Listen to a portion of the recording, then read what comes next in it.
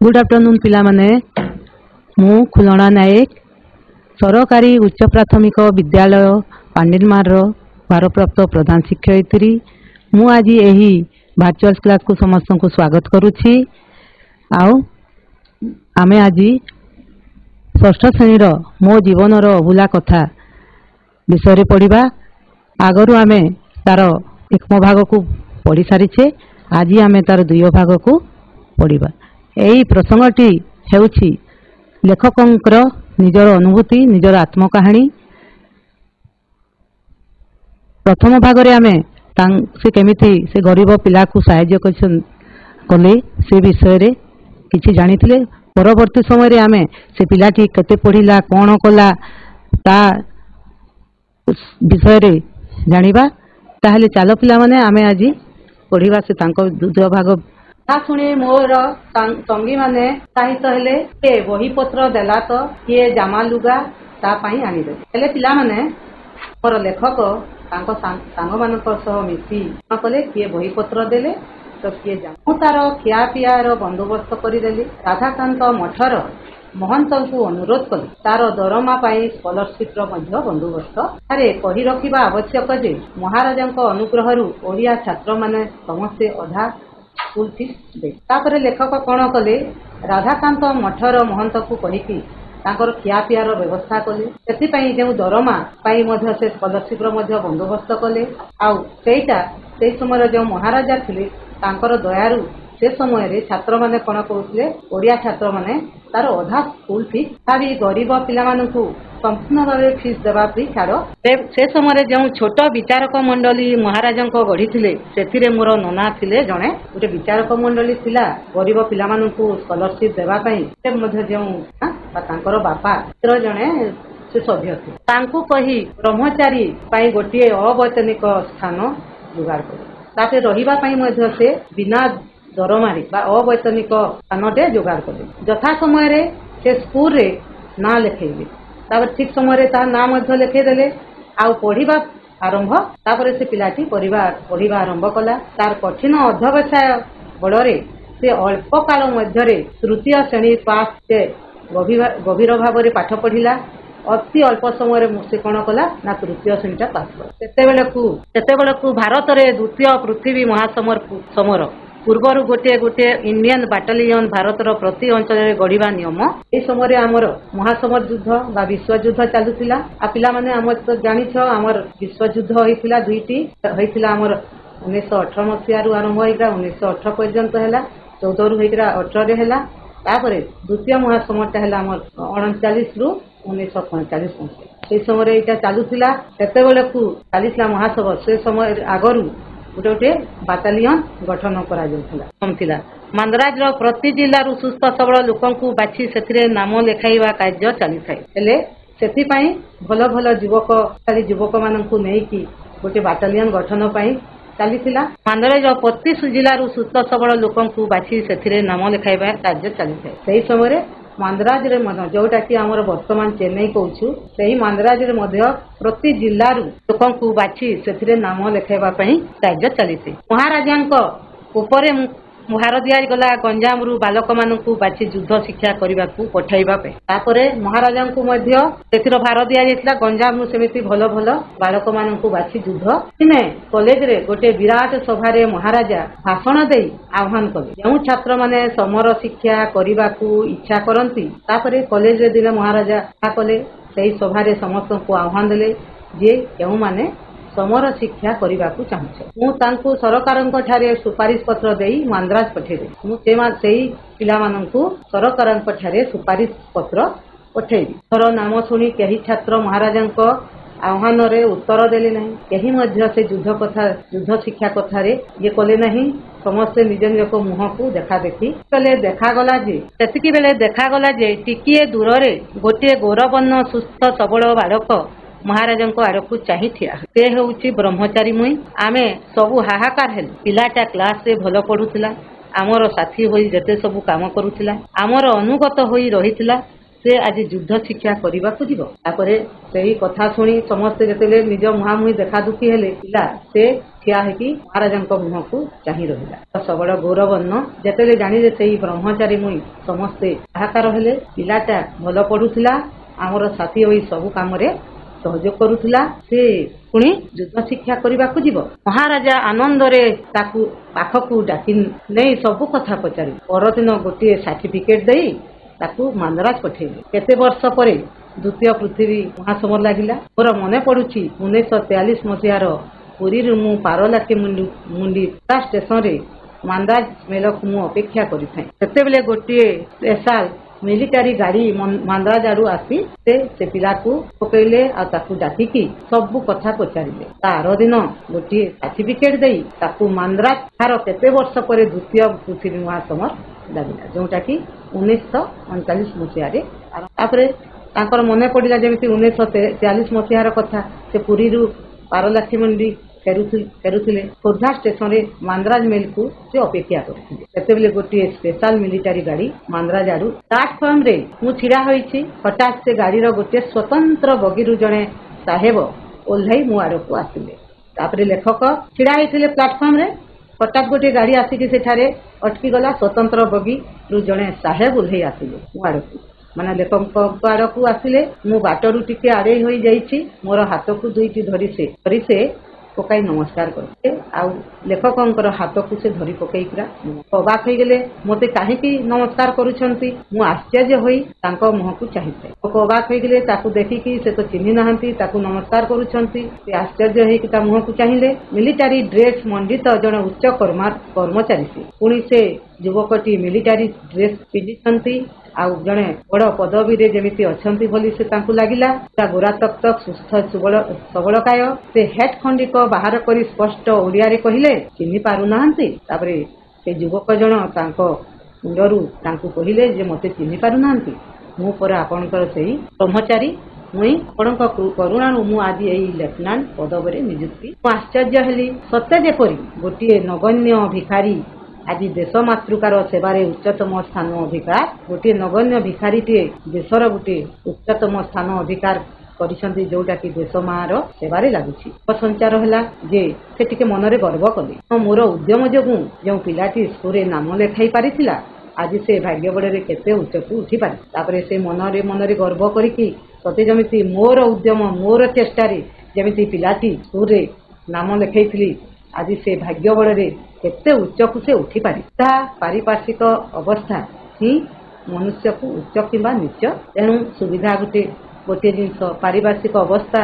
गोटे जिनस तलक भी खसी पारे बा ऊपर को भी उठी पारे ताहेले पिला आज आम केतेटी अर्थ विषय जानिबा अध्यवसाय कहले अवैतनिक कहले बिना दरमारे कार्य करिबा अवैतनिक कहले बिना दरमारे कार्य करिबा ये पाठ भलो भाभी कहले ये भलो पाठ तापरे हला अनुग्रह कहले दया परवश तापरे गर्व संचार कहले गर्वी मनोभाव माने भलो काम पई जे गर्व करिथाय ताकू गर्व संचार बोली ताहले आमे एबे केतोटी प्रश्नर उत्तर एक नंबर क मिलिटारी पोशाक पिंधिथिबा युवकंकर ना कोन के कहबो मिलिटारी पोशाक पिंधिथिबा युवकंक ना कोन कह के कहबो ब्रह्मचारी मोई हाँ ठीक राइट मिलिटारी पोशाक पिंधिथिबा युवकंक ना हैला ब्रह्मचारी देखिनियो खातारे समस्त लेखिनियो उत्तर गुड़ाक ह प्रश्न देख राजा समर शिक्षा पाई केउठाकू पठाउथिले राजा समर मांद्राज रो वर्तमान नाम कोन वर्तमान मांद्राज रो नाम कोन अछि के कहि पारिबो वर्तमान मांद्राज रो नाम कोन अछि पारोणा खेमुंडी वर्तमान मांद्राज रो नाम कही पढ़ेला बेले चेन्नई तो है मांद्राज रो वर्तमान नाम है चेन्नई अच्छी लेखिनिय प्रश्न आड़क जा देख लेखक साहाय्य करिथिबा पिलाटी सहित केउ परिस्थिति रे देखा हैला लेखक साहाय्य जो करथिले गरीब पिलाटी जेते बेले से साक्षात हेले केउ परिस्थिति रे हेथिले लेखक साहाय्य करिथिबा पिलाटी ତ କେଉଁ ପରିସ୍ଥିତିରେ ଖୋର୍ଦ୍ଧା ଷ୍ଟେସନରେ ମିଲିଟାରୀ ଗାଡ଼ି ସହି ଆସି ପହଞ୍ଚିବା ସମୟରେ ଯେତେବେଳେ ଖୋର୍ଦ୍ଧା ଷ୍ଟେସନରେ ଥିଲେ ଆଉ ଯେଉଁ ଗାଡ଼ିଟି ଆସିଲା ଏ ସମୟରେ ତାଙ୍କୁ ସେ ଦେଖାହେଇଛି ଅଛି ଲେଖିନିଅ ଟିକେ ପ୍ରଶ୍ନ ଗୁଡ଼ିକ ଉତ୍ତର ଗୁଡ଼ିକ ଲେଖିନିଅ ଖୋର୍ଦ୍ଧା ଷ୍ଟେସନରେ ଯେତେବେଳେ ମିଲିଟାରୀ ଗାଡ଼ି ଆସିଥିଲା ସେହି ସମୟରେ ସେ ତାଙ୍କ ସହିତ ଦେଖା ହେଇଥିଲା। ତାପରେ ଘ ପ୍ରଶ୍ନ ଦେଖ ବ୍ରହ୍ମଚାରୀ ମୁଇଁର ଭବିଷ୍ୟତ ଗଠନରେ ଲେଖକଙ୍କ ଭୂମିକା କ'ଣ? ବ୍ରହ୍ମଚାରୀ ମୁଇଁର ଭବିଷ୍ୟତ ଗଠନରେ ଲେଖକଙ୍କ ଭୂମିକା କ'ଣ? ସେ ଯେଉଁ ସାହାଯ୍ୟ କରିଥିଲେ ଭବିଷ୍ୟତରେ ସେ କ'ଣ ହେଇପାରିଥିଲେ ଭୂମିକା କ'ଣ ଥିଲା ଏ କହିବ କହ କ'ଣ ତାର ଉପକାର କରିଥିଲେ କି କ'ଣ ସାହାଯ୍ୟ କରିଥିଲେ? ପାଠ ପଢିବାର ସାହାଯ୍ୟ କରିଥିଲେ। ତାଙ୍କର ଖିଆ ପିଆର ସାହାଯ୍ୟ ପାଠ ପଢିବା ପାଇଁ ସାହାଯ୍ୟ କରିଥିଲେ। ଦେଖିନିଅ ଲେଖକ ପିଲାଟିର ପାଠ ପଢା ଦିଗରେ କରିଥିବା ସାହାଯ୍ୟ ଓ ସହଯୋଗ ଏହି ପ୍ରବନ୍ଧରୁ ତୁମେ କି ଶିକ୍ଷା ପାଇଲ? ଦେଖ ଲେଖା ପାଠ ପଢିବାର ପରୋପକାର ଗୁଣ ବି ଅଛି ନା ସେ ତାକୁ ଉପକାର କରିଥିଲେ ପରୋପକାର ଅନ୍ୟକୁ ସାହାଯ୍ୟ କରିବା ଏଇଟା ଗୋଟେ ଭଲ କାମ ଏଇଟା ଶିଖିବା କଥା। ଉଚ୍ଚ କିମ୍ବା ନିଚ ହେବା ପାଇଁ ସୁବିଧାକୁ ପାରିପାର୍ଶ୍ୱିକ ଅବସ୍ଥାର ଆବଶ୍ୟକତା ମଧ୍ୟ ରହିଛି ମାନେ କିଏ ଗୋଟେ ବଡ଼ ହେବ କି କିଏ ଗୋଟେ ହେବ ସେଥିପାଇଁ ଅବସ୍ଥାର ମଧ୍ୟ ଆବଶ୍ୟକ ରହିଛି। ଭଲ ପରିବେଶଟିଏ ହେଲେ ଭଲ ଲୋକଟିଏ ପାଇଲେ ଆମେ ଜଣେ ବା ଖରାପ ହୋଇପାରିବେ। ଦେଖ ଲେଖିନିଅ ପ୍ରଶ୍ନ ଉତ୍ତର ଗୁଡ଼ିକ ଲେଖିନିଅ ଲେଖ ପିଲା ସାରିର ଅନ୍ୟ ପ୍ରଶ୍ନ ଆଡ଼କୁ ଯିବା ଅଛି। ଦେଖ ବାକ୍ୟ ଗଠନ କରିବା ବାକ୍ୟ ଗଠନ ସାହିତ ଗୋଟେ ଲଗେଇକି ବାକ୍ୟ ଗଠନ କର ସାହିତ କହିଲେ ମାନେ କୌଣସି କାମ କରିବା ପାଇଁ ପ୍ରେରଣା ଦେବା ଅର୍ଥପୂର୍ଣ୍ଣ ଗୋଟେ ବାକ୍ୟଟେ କର କହ କିଏ କହିବ? ଉତ୍ସାହ ଉତ୍ସାହ ଉତ୍ସାହ ତ ତାର ମୂଳ ଶବ୍ଦଟା ଯୋଉଟା ଉତ୍ସାହିତ ହେଇଛି ମୁଁ କହୁଛି ବାକ୍ୟଟିଏ ତାକୁ ଲଗେଇକି ବାକ୍ୟଟିଏ ବ୍ୟବହାର କର ବାକ୍ୟଟିଏ ଉତ୍ସାହିତ ଲାଗିଥିବ ବାକ୍ୟଟିଏ କହିବ। ମୁଁ ପୁରୀ ଯିବା ପାଇଁ ଉତ୍ସାହିତ ଅଛି। ମୁଁ ପୁରୀ ଯିବା ପାଇଁ ଉତ୍ସାହିତ ଅଛି। ହଁ ଠିକ ଅଛି। ମୁଁ ପୁରୀ ଯିବା ପାଇଁ ଉତ୍ସାହିତ ଅଛି। ହଁ ଆଉ ଜଣେ କହ ଆଉ ଜଣେ କିଏ କହ? ମୁଁ ପୁରୀ ଯିବାକୁ ଉତ୍ସାହିତ ଅଛି। ଅଛି କହ ଆଉ ଜଣେ କହ ଆଉ କିଏ କହିବ? ମୁଁ ପାଠ ପଢିବା ପାଇଁ ଉତ୍ସାହିତ ଅଛି। ମୁଁ ପାଠ ପଢିବା ପାଇଁ ଉତ୍ସାହିତ ଅଛି। ଦେଖ ଏଠି ଗୋଟିଏ ଲେଖା ହେଇଛି ମା ମତେ ଭଲ ପାଠ ପଢିବାକୁ ନୀତିବାଣୀ ଗୁଡ଼ିକ କହି ଉତ୍ସାହିତ କରନ୍ତି।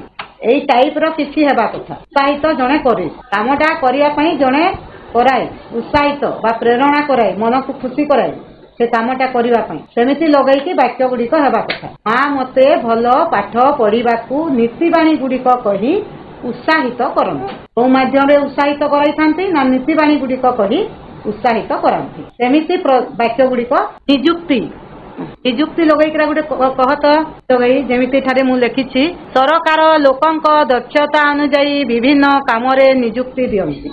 ସରକାର ଲୋକଙ୍କ ଦକ୍ଷତା ବା ତାଙ୍କ ଯୋଗ୍ୟତା ହଁ ଦେଖି ଯେମିତି କାମରେ ନିଯୁକ୍ତି ଦିଅନ୍ତି ସେମିତି ଗୋଟେ ବାକ୍ୟଟେ କହ କହିଲେ କାମ ଦିଅନ୍ତି ଯୋଉଟା ଲୋକଙ୍କ ଯୋଗ୍ୟତା ଅନୁଯାୟୀ ବା ଦକ୍ଷତା ଅନୁଯାୟୀ ଦେଇଥାନ୍ତି ସେ ଅର୍ଥପୂର୍ଣ୍ଣ ବାକ୍ୟଟେ କହ।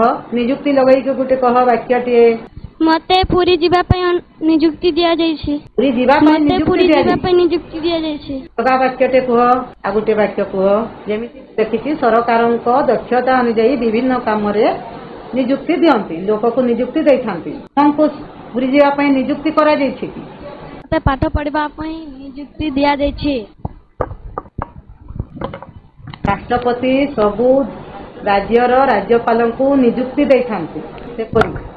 ହଉ ଠିକ ଅଛି ଘରୁ ଭାବିକି ସେମିତି ଲେଖିବ ନିଜ ଶିକ୍ଷକଙ୍କୁ ପଚାରି ମତେ ପାଠ ପଢିବା ପାଇଁ ନିଯୁକ୍ତି ମିଳିଛି। ତାପରେ ଦେଖ ସୁପାରିଶ ଅର୍ଥ କ'ଣ?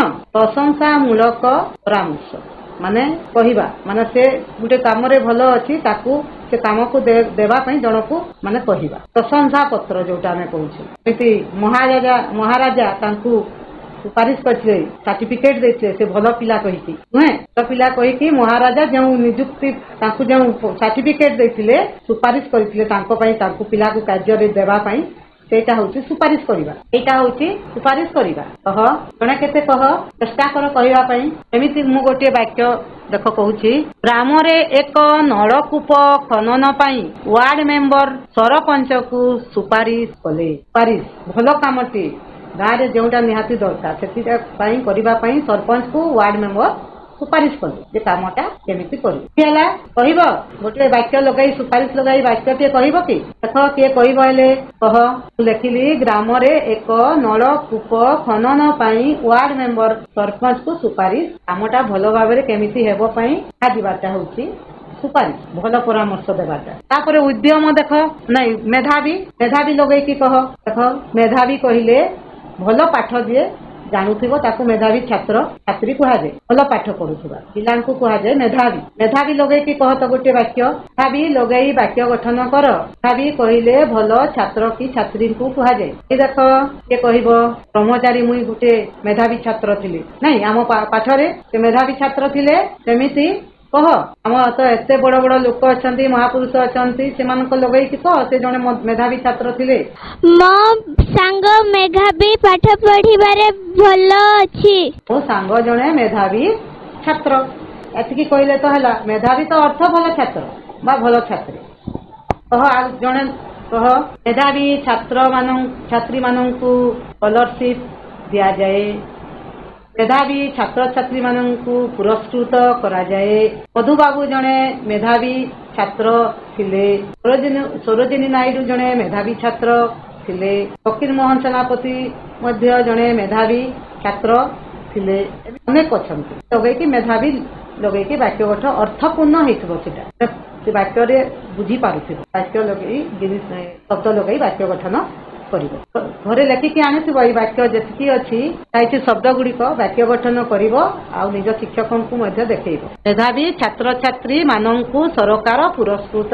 ତାପରେ ଉଦ୍ୟମ, ଉଦ୍ୟମ କହିଲେ ଚେଷ୍ଟା। ଲେଖକଙ୍କ ଉଦ୍ୟମରେ ପିଲାଟି ଦିନେ ବଡ ଲୋକ ହେଇପାରୁଥିଲା। ଉଦ୍ୟମ କହିଲେ ଚେଷ୍ଟା କରିବା। ଆସୁଥିବ ଗୋଟିଏ, ସେଟା ଉଦ୍ୟମ ଲଗେଇକି ଗୋଟେ ବାକ୍ୟ ଗଠନ କରୁଥିବ। କହ ଗୋଟିଏ, ଉଦ୍ୟମ ଲଗାଇ ଗୋଟିଏ ବାକ୍ୟ ଗଠନ କର। କିଏ କହିବ, ଉଦ୍ୟମ ଲଗାଇ ବାକ୍ୟ ଗଠନ କର। ଯେକୌଣସି କ୍ଷେତ୍ରରେ ଉଦ୍ୟମ କଲେ କାର୍ଯ୍ୟ ସିଦ୍ଧ ହୁଏ। ଯେକୌଣସି କ୍ଷେତ୍ରରେ ବି ଉଦ୍ୟମ ଯଦି କରିବ କାର୍ଯ୍ୟଟା ନିଶ୍ଚୟ ସଫଳ। ଲଗେଇକି କହ ଗୋଟିଏ, ଦେଖ ଚେଷ୍ଟା କର। ଉଦ୍ୟମ ଲାଗୁଛି। ବାକ୍ୟଟା ଭଲ ଶୁଭା ଯାଉନି। ମୁଁ ଭଲ ପାଠ ପଢିବା ପାଇଁ ଉଦ୍ୟମ କରୁଛି। ହଁ, ଭଲ ପାଠ ପଢିବା ପାଇଁ ଉଦ୍ୟମ କରୁଛି, ଏଇଟା ଠିକ ହେଲା। ଏମିତି ବାକ୍ୟ ଗଠନ ଗୁଡିକ କରିବ। ଅଛି, ଆମେ ଆଉ ଗୋଟେ ପ୍ରଶ୍ନ ଆଡକୁ ଯିବା। ଯଦି ଲେଖିବ ହେଲେ ପିଲାମାନେ ବାକ୍ୟ ଗୁଡିକ ଲେଖିନିଅ, କି ଆଉ ନୂଆ କିଛି ବି ବାକ୍ୟ ହେବ ଲେଖିବ ଆଉ ନିଜ ଶିକ୍ଷକଙ୍କୁ ଦେଖେଇବ।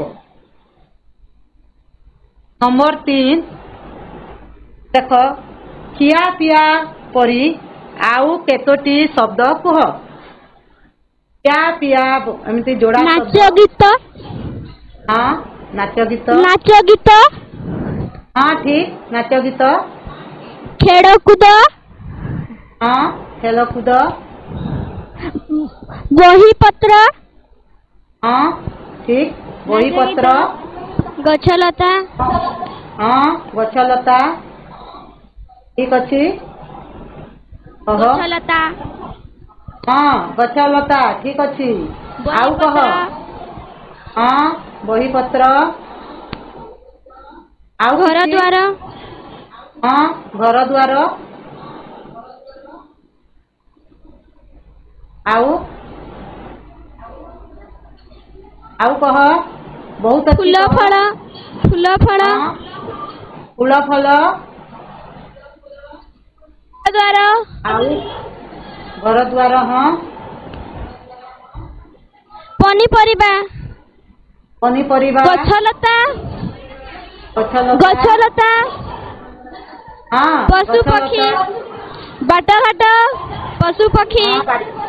ହଁ ଠିକ ଅଛି, ବାଟଘାଟ, ପଶୁ ସୁନା ପକ୍ଷୀ। ରୂପା। ସୁନା ରୂପା। ସୁନା ରୂପା। ପଶୁ ପକ୍ଷୀ। ହଁ ଠିକ ଅଛି। ପଶୁ ପକ୍ଷୀ। ବାପା ମା। ହଁ ଠିକ ଅଛି। ଧରା ଧରି। हाँ ठीक अच्छी। पेरापेली दुख सुख। हाँ पेला पेली दुख सुख बहुत बढ़िया। छात्र अच्छी छात्री। देखो हाँ छात्र छात्री। छोड़ा छोड़ी अच्छी। शिक्षयित्री शिक्षक। हाँ धरा धरी ठेला पेली छड़ा छड़ी एमती बहुत अच्छी जोड़ा शब्द बहुत अच्छी ठीक अच्छी बहुत बढ़िया। देख केतेटी शब्दर आमे विपरीत अर्थ जानिबा। देख छात्रर कौन हेबो छात्री। छात्री ठीक राइट। छात्री छात्री हाँ छात्री। ठीक अच्छी। तापरे अपेक्षा अपेक्षार कौन हेबो अपेक्षार कौन हेबो के कहिबो अपेक्षार कौन हेबो उपेक्षा। उपेक्षा शाबाश उपेक्षा। तापरे सुविधार कौन हेबो सुविधार असुविधा। हाँ ठीक असुविधा। हाँ तापरे चढ़ीबार चढ़ीबार ओह्लाइबा। ओह्लाइबा। हाँ चढ़ीबार ओह्लाइबा। तापरे अधिकार अधिकार कौन हेबा अधिकारी। नहीं नहीं अनधिकार अधिकार अनधिकार। असुस्थ। सुस्थर असुस्थ। असुस्थ। असुस्थ ठीक अच्छी असुस्थ। तापरे देख आमर किछि काम तुमको घरे करिया पई दिया जाउछि सेटा करिवो आउ निज शिक्षक माननकु देखैबो। तो लेखक सत्यनारायण राजगुरुଙ୍କ आत्मजीवनी मो जीवन संग्राम संग्रह करी पढ़िबो। तापरे तुम जीवन रे पिता माता अभिभावक गुरुत्व कौन रचना लेखि निज शिक्षक देखैबो। बही गुड़िक आम पाठागार मिल पार ना इंटरनेट रे आजिकल सब मिलूँ सब संग्रह कर पढ़ आ पिता माता प्रति तुम कौन गुरुत्व अच्छी से गोटे रचना मध्यम लेखिकी निज शिक्षक को देखे। ठीक अच्छे पिले आज बाय।